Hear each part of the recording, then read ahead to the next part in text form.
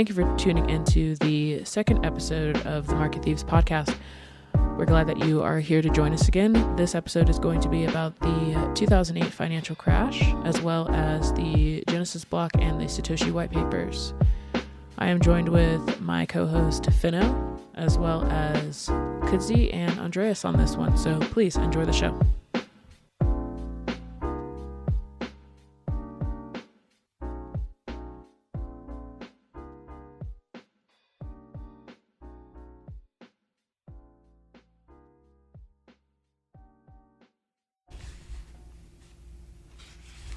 Hi, welcome to episode 2 of Market Thieves. Today we're going to be talking about the 2008 housing crisis, 2008 financial meltdown. I'm joined, as always, with my host here, Fino, Kudzi, and today we're going to be joined with Andreas, who will be joining us on the second episode and in the future. In the last episode, we basically went over how we got into the crypto space, so I'm just going to sort of open it up and allow you to get to know Andreas a little bit more. So how did you sort of get into cryptocurrency, and what's your background with it? I think like most people, I first really heard about cryptocurrencies shortly before the 2017 spike. It sort of entered, mainstream lexicon, people talking about Bitcoins, and was sort of curious about exactly what they were talking about. No one really had any idea how to explain it, so I did a little bit of research and was interested in getting into the market, but exchanges weren't really nearly as accessible as they are now, so we just sort of sat and watched. When I was working in real estate with my coworkers, just watched the price climb in 2017, and then drop back down in December, and it was early that next year we started figuring out what exchanges were trustworthy and which ones we wanted to go with to start playing in the market a little bit. And then from there, got into some altcoins, and it's just sort of snowballed from there. So it's a pretty interesting concept all the way around, and it's, held my attention ever since. All right. And fellas, how are you guys doing? I'm good. I just got off of work. Thriving. It's been quite a week. All-time highs all around, so in good spirits. All right. So, today we're going to be talking about the 2008 housing crisis. First, we're going to sort of open it up with just telling the story of how it happened and sort of the steps that were taken with the economy, and sort of refreshing people's memories. I'm pretty sure most of you guys, if you're listening to this podcast or have any sort of interest in this space, you probably come from a traditional stocks background, or you sort of have a curiosity for it. I'm sure you've seen movies like The Big Short. If you haven't, that was released in 2015. It featured Christian Bale, Ryan Gosling, and Brad Pitt. I'm pretty sure you've seen previews and things like that for it. And then there's also another one that I actually didn't recently see until recently, called Margin Call, which was also a very good movie that sort of told the story. So if you are a visual learner and you are looking for a little bit more entertainment, definitely check out The Big Short or Margin Call. But the story basically starts in 2006. Andreas has a background in real estate, and because he's just, a boss with economics, so we'll go ahead and, this is going to definitely be palatable for you.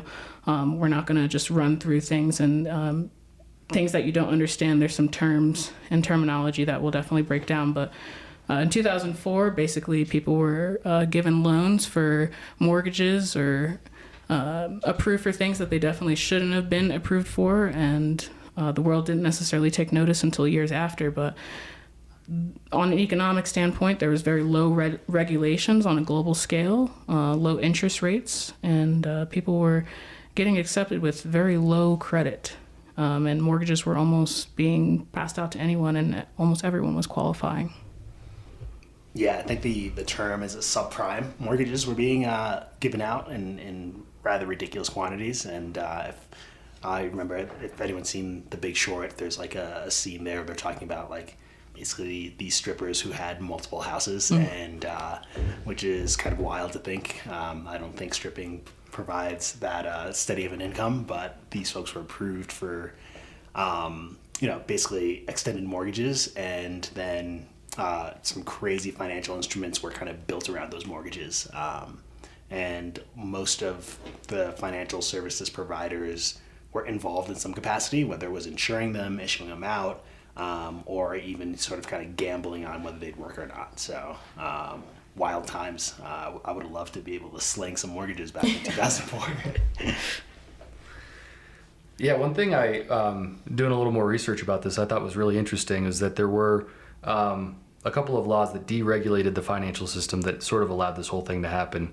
The one that really stuck out to me was the Financial Services Modernization Act of 1999, which allowed banks to use deposits to invest in derivatives.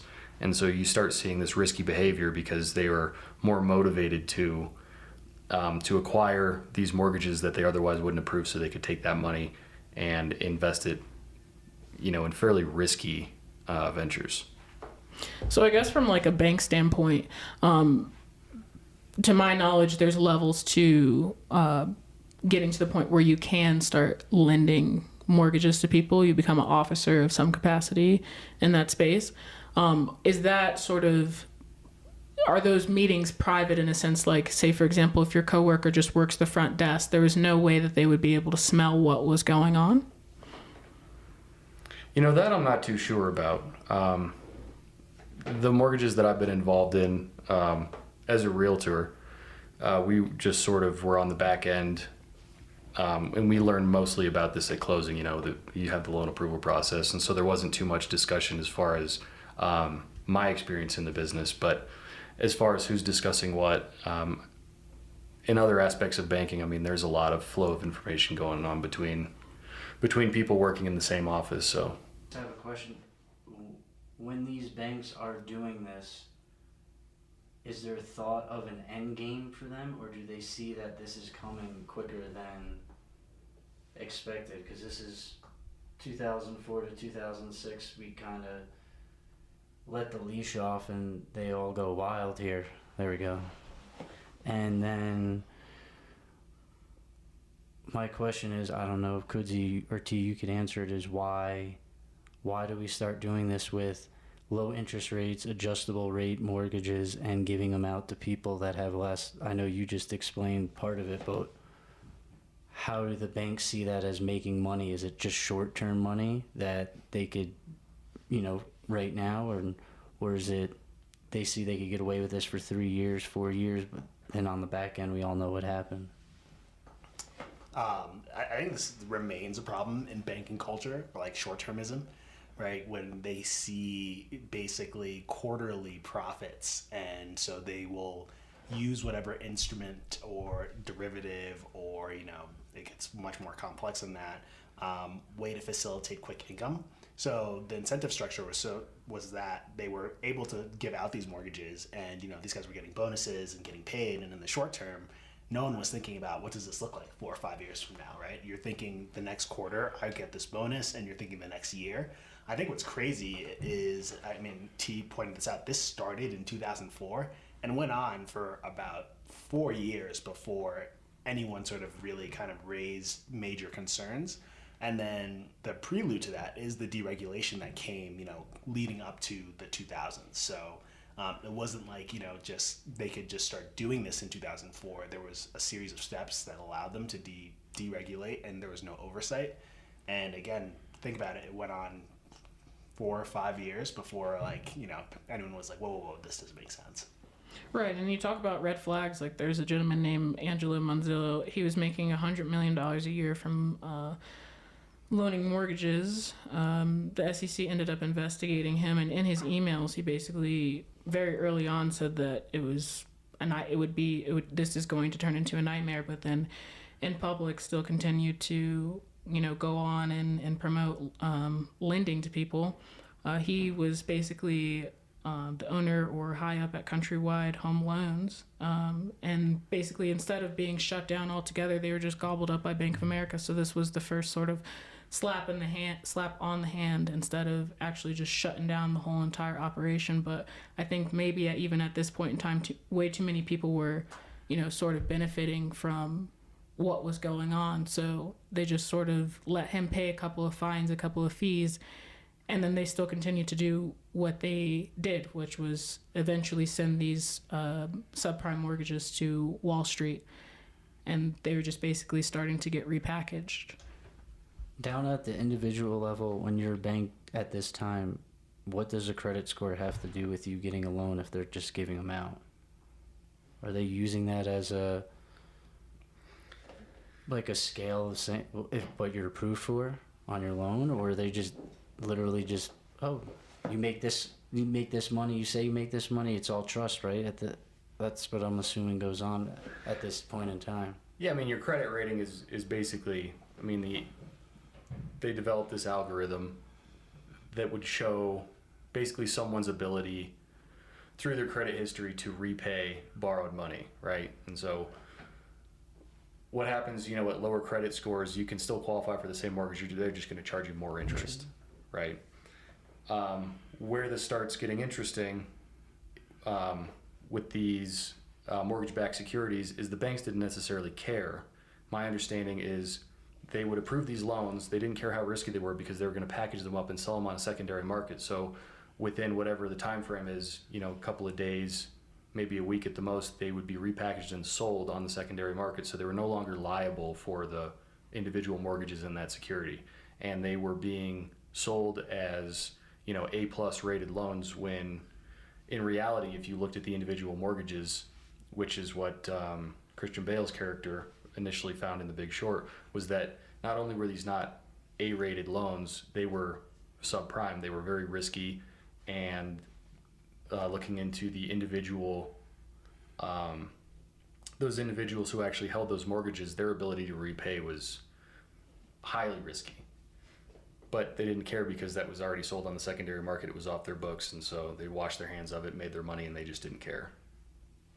Yeah, and you saw like a huge sort of line of just kick the can because they continued to make the issue somebody else's issue because it wasn't their issue anymore, like Andreas just said. And then even that on a national scale where people warned others of this is not good, this is no good, other countries would say, well, that's that country's issue, not mine, and we're going to continue to do what it is that we do. On a global scale, it's very interesting when I was looking at it because each country was sort of dealing with their own thing. Like with us, it was, of course, mortgages, and it funneled over to everyone else on a global scale. But at the time, because of the fact that finances were continuously being eased up on regulations, people were basically getting away with murder in other sectors too. So it sort of all compounded into what we saw in 2008, which was we've officially knocked what I guess you could call stilts of what was going on, and it all comes crashing down because nobody wanted to stop what they were doing, but they also didn't want to listen to individuals saying like what we're doing here could be detrimental, and so detrimental that on a global scale everybody suffers from this.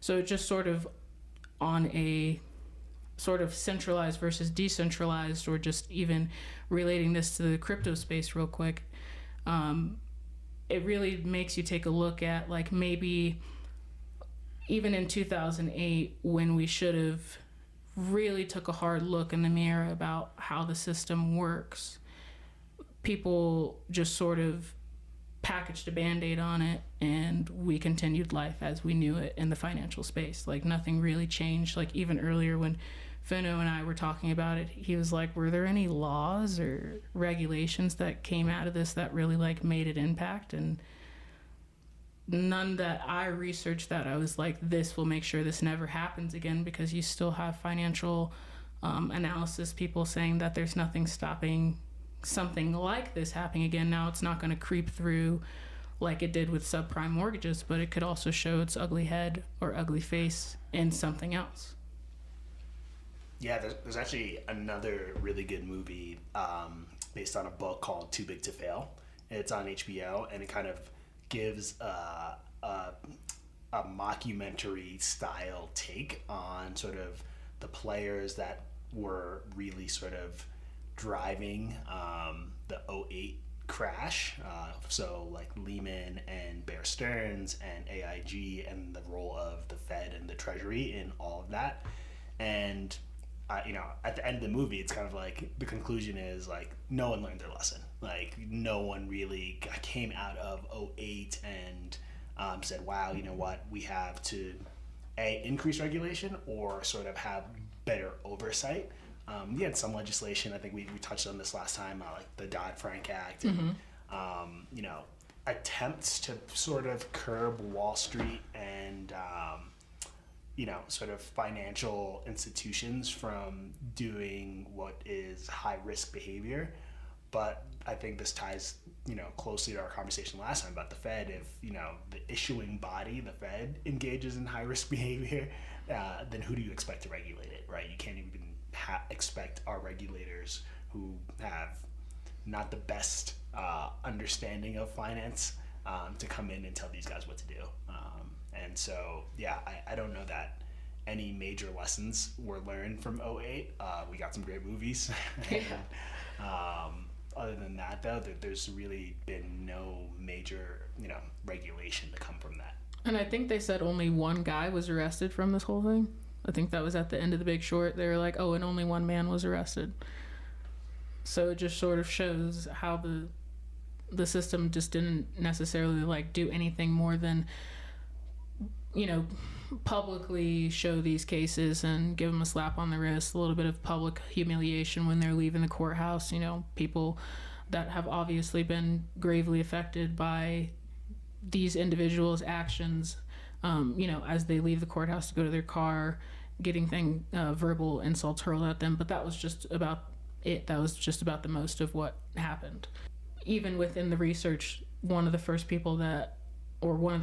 entities that sort of pointed out what's going on was BNP Paribas of France, and they basically told the United States, like, hey, this is bad. But you had people like Alan Greenspan say, well, yeah, no, we're still going to continue to do what we do. That's not our problem. If you have a problem with it, that's fine, but we're still going to do what we do over here. And this is basically the makeup or the model that I feel like people like Satoshi, or if it's a he or her, a group of people, looked at this, because even at the very end of the crash, the white paper came out just a month later on the 30th, and it was like, maybe we should do this. But that went totally underneath the radar.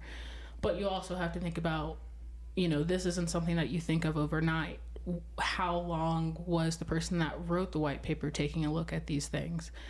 Did they notice it as early as people that we know personally could account to say, we have a problem here? And then taking maybe even 2-3 years to come up with a solution. But it just shows that even that solution sort of was pushed off to the side because life continued as we knew it. We just called it recovery. So I guess one of the things that is of concern is, if this does happen again, or it's presented in a different way where we see detriments like this, do you guys think that people will finally take notice as far as blockchain technology is concerned? Or do you think that we're sort of looking at the Fed packaging up ideas of blockchain and sort of working on their own tech to sort of keep the pulse or the blood flowing through what they've created throughout, basically the history of this country, as we discussed in the last episode? So I think, we're now, 12 years from, or almost 13 from '08. And the last, the response to '08 was stimulus, right? But it was corporate stimulus. So it wasn't like last year we had stimulus go out to people. Everyday people received money, and that was the response to the crisis, right? And so I personally feel like, we see a pattern behavior here where the U.S. is under or not prepared for a certain situation, and the response is quote unquote stimulus, or the printing of fiat money. It hasn't been to turn to or to look to how do we change a system, how do we revolutionize it, how do we apply blockchain technology. I felt that there's a resistance from the traditional Wall Street players and regulators to look to innovation in tech, up until maybe recently now, where they see they can make a profit and they're quote unquote coming into the game, but I think it's going to take a momentous shift, maybe even a third event before we see adoption of something like blockchain by the masses to really understand why the old system doesn't work. But that's going to have to come from, basically, it's going to have to be a grassroots movement, the way, like a totally, truly democratic currency to circumvent these central financial institutions. Because they are, one of the biggest reasons with adoption is the SEC. It keeps slapping down Bitcoin, and there's been some big changes and movement in the right direction, but I always found it highly unlikely that they were just going to totally legitimize it, because it would completely ruin their current paradigm, which would not work to their advantage, and they're the ones that make the rules. So there would have to be true mass adoption before we see any true change. And now that we're seeing some institutional investment, I think that's, big money coming into it is an indication that we're moving in the right direction. But I think that's what actually has been holding us back since 2008. It's always been a great idea, but those who have the most to lose are the ones currently in power. Sure. They have no incentive to change. Yeah. And also, correction, earlier I said Alan Greenspan is actually Hank Paulson. That was basically saying we're going to continue on doing what we do, which he was the Secretary of Treasury underneath Bush Jr., prominent Wall Street figure, and basically helped Bush Jr. with his administration.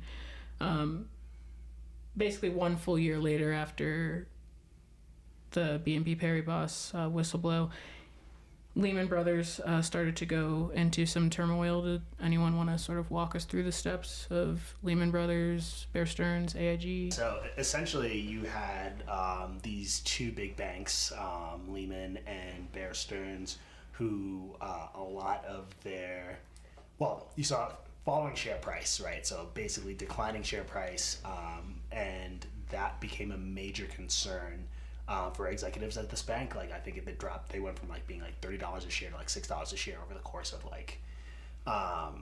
6 to 12 months. And in a case like that, they kind of needed someone to help finance them. So either another bank to come acquire them, or in the movie Too Big to Fail to actually go through, they actually wanted Warren Buffett to come in and infuse cash, because they're basically just bleeding cash, and shareholders had no faith in the company. And at that point in time, in an unprecedented move, and this kind of goes to a lot of the interconnectedness of Wall Street. Hank Paulson formerly worked at Goldman, so he had ties and knew some of these executives, and so they were trying to broker a deal where basically one of these banks would be saved, and one did actually basically get the Fed and the Treasury essentially influenced and pushed for one of these banks to be saved. And then the other, basically, they were like, well, we can't set this precedent that anytime a major financial institution is underwater, we're making phone calls and pulling strings for them to be saved. And eventually it led to the fall of Lehman, and where their share price basically went to zero. There was no help from the Fed. And another third player was AIG, who was insuring a lot of these credit default swaps and mortgage-backed securities, and they also found themselves in a really tough financial situation. And what eventually happened actually is all the major financial institutions got an infusion of cash from the Fed, and were told basically, you're going to take this money, you're going to take this loan, the stimulus. You're going to continue to give out loans to everyday people. And that was the first time, we saw the Fed basically act as a major sort of player in financial markets, which is unprecedented in a laissez-faire, type economy where the government and the economy are supposed to be pretty separate. But because you had these three major institutions sort of struggle, you had to have basically the Fed come in. Otherwise, it would have been a complete disaster for the rest of the world. Yeah. And from the research I did, it said that basically Hank Paulson came in and got all those banks to have a meeting together, which is exactly what we talked about the first episode all over again.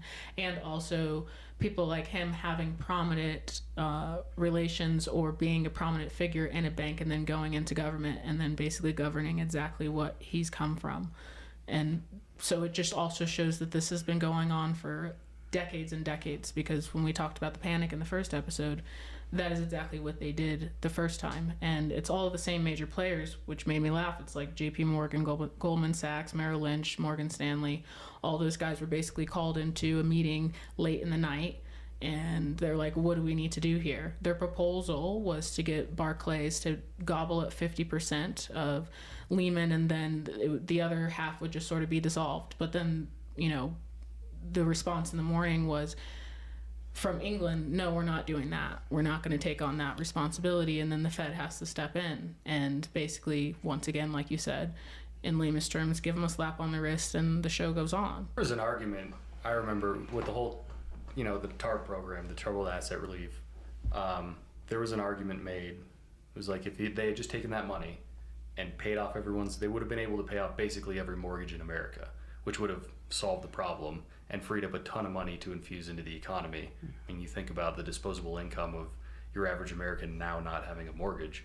I don't know why they didn't do that. Well, I mean, I know why they didn't do that, because they're never going to help out the little guy. They're always going to help out the people at the top. And the whole reason, regulations are, by and large, we need them, but it's also kind of a joke, because the regulators who write the laws are usually then, they retire from public service and are hired into private practice with the firms that they were enforcing for the last 15, 20 years in their career. So, it's just a giant scheme at the top, and it's almost never going to benefit the actual average mortgage holder. But I don't know, Kudzi, do you think that I actually would have solved the problem by paying off those mortgages? I don't think so. There's a few issues, because the number one sort of mortgage and housing providers, Fannie Mae and Freddie Mac, the government stepped in and bought them right away. So I think that gave a signal to all the banks that worst case scenario here, there's no way we're quite literally too big to fail. The Fed will come in and buy us. And so I think, we're talking about, whilst the mortgage-backed securities were a huge sliver of their business, they still have all other sort of functions where, that they still need to run and operate. Where the capital they took, they basically took that money and put it in other parts of the business rather than even addressing the mortgage issue. Because the sad part is there were a ton of foreclosures still, right? The fallout of, even though this money was given to these banks to continue to give out loans, thousands, if not, probably a couple million people still went, lost their homes and had foreclosures. Had that money gone directly to the mortgages or to the people, I don't know that people would have used that money to pay off their mortgage, because I think we saw human tendency was we have people with getting 2 or 3 mortgages, right? So that was the other thing where that's a good point. People were going out and getting multiple mortgages, and that's sort of like this American greed type thing, right? Where it's like Americans kind of have this insatiable tendency to either spend or go too much. And I think if you think about that era, right, this was like when we had like Super Size Me, right? Mm-hmm. Do you guys remember growing up with you could supersize a meal? Like that's like the typical American thing. And so it's like, I get a mortgage, I'm not going to get one house, I'm going to go buy 4, right? And that's what people were doing. So yeah, I think that there's greed at the top, but there was also an element of greed that came, I think, in the middle and at the bottom. And I think that's the perfect segue to think about like the white paper when it came out in 2008, I think was a function of someone looking at the whole system being like, how do you rid the system of greed, of abuse, and of the lack of transparency that, Hank Paulson and 13 guys get in a room and then they make these decisions that are supposed to sort of impact everyone. And I think 2008 was like peak American greed, if you really think about it on all levels. And the government stepping in and kind of giving money out did not solve much. It just sort of punted the Ponzi scheme. And I think we're currently kind of seeing a continued punt, right? We haven't addressed most of these issues. I think there are a lot of questions right now around, okay, we're printing trillions of dollars. How did we get here, and what's going to be the answer in 5 years? And I think also, to Kudzi's point and to your point, Fino, it's like, what was the solution? It's like I don't know if he's one person, is she, they, I don't know, but, this white paper that was literally published on October 31st, 2008, which was just literally a month after the crisis hit rock bottom, that was maybe that individual's solution to the problem. So it wasn't necessarily something that someone else could come in and fix right away, and maybe their voice probably wouldn't have been even heard if they did. But this was a solution to the issue, I feel. I mean, it sounds like it's an amazing solution in theory and practice and everything. And I mean, smart individual, like trying to think, I just keep thinking why, and then this person laid it all out in 8 simple pages, pretty much. We can make this happen, and the system's in place, and I think it's a solid fix. It's a solid solution to all these problems, inflation, and you have incentives for the people that mine this and do all this, and the transparency that we were talking about it earlier. You could see who holds all this. You could see who moves it around.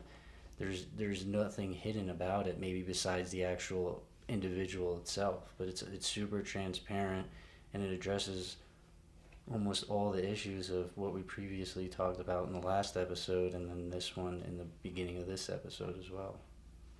And just a sort of side note, the burning question is, do people think that the white paper was derived by many people? Do you guys think it was one person? Do you think that Satoshi sort of goes underneath a pseudonym and that's not his real name? Like, what are your theories? Because there's always that's the one thing that's still the burning question, is it's like, this is amazing technology that's sort of moving us forward.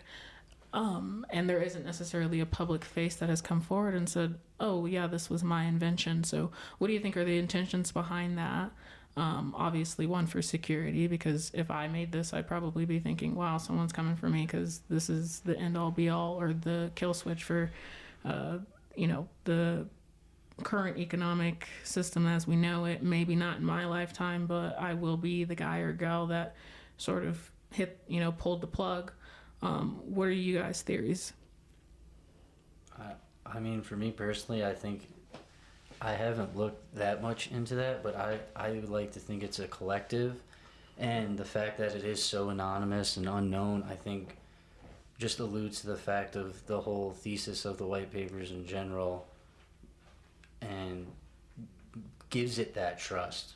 Like, why you don't know who these people are, but the system that they laid out for you is like, step 1, 2, 3, this is what you do, and you follow it, and this is working, just trust us. And the way this process works, and the way it's grown, and whatever it has created in its in its young years, it's I mean, there's not really that much that's failure in it, and it's mostly been success, and that just speaks to the white paper in general, and the whole theory of what we just talked about, and how it goes right off of it. And yeah, maybe they were holding it for a while, and the timing of it couldn't have been any better. Yeah, I think, it's a group of people. The white paper says we several times. I don't think it's any one individual, although there's that guy, Craig Wright, I think, who's tried to come and claim to be Satoshi, but everyone kind of thinks that's a joke. But I think, the beauty of the white paper is it builds on years and years of computer science, years and years of economic theory, and then 2008 was kind of like the perfect time to unleash it, because I think there was, and Andreas, you talked about this, right? Like the grassroots need for a movement like this. The response to 2008 was Occupy Wall Street, right? There was that, which my biggest issue with a lot of like revolutions like that is like, what is the solution, right? I mean, if every person who was into Occupy Wall Street was a Bitcoiner, we would have had this run that we're having now 10 years ago. But I think the group of people that came out and put this white paper together, they looked at years and years of computer science to solve something. Then they looked at the timing and the moment, and I think it's so significant to you highlight like October 31st, like what was happening in the world then, and it's like, oh, the world was quite literally kind of on fire, and here is an semblance of something that can like potentially solve or address most of the issues that were happening. So yeah, I remember I was just graduating from college, and I was trying to get an explanation from anyone about what was happening at the time, and no one really had a good, any good explanation for me at the time, except for one of my professors basically said this is sort of a brief look behind the curtain where you have masses of people realizing that our currency isn't backed by anything, and the value is really our belief in the system, and when that belief falters to a significant degree across economic markets, the consequences could be catastrophic. And I mean, the world was collectively losing it for a while, and it took a long time to recover from that. And it's just kind of surprising to still hear people, these detractors of cryptocurrencies in general, that, it's not a real currency, but it's no more, I would say there's a lot more merit to it than any fiat currency that took serious tumbles in 2008.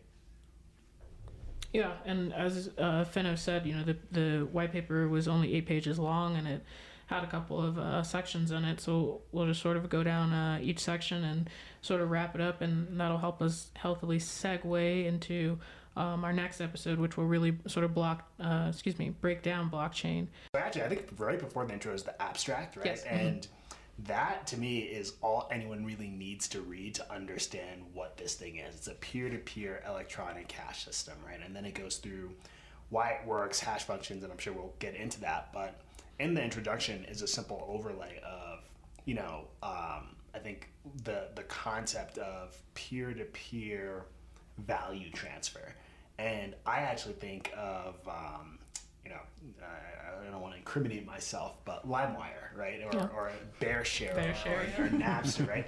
We basically used to, if someone had a song, you'd upload it onto this server and we'd all share it, right? And like, so that, I love that. I think we all did. We probably Is this why we're all so keen and privy to this now? Because we were peer-to-peer sharing all this stuff back in the day. Or like movies, too, on a Pirate Bay. Exactly. So I think if you think about it generationally, we grew up in this sort of,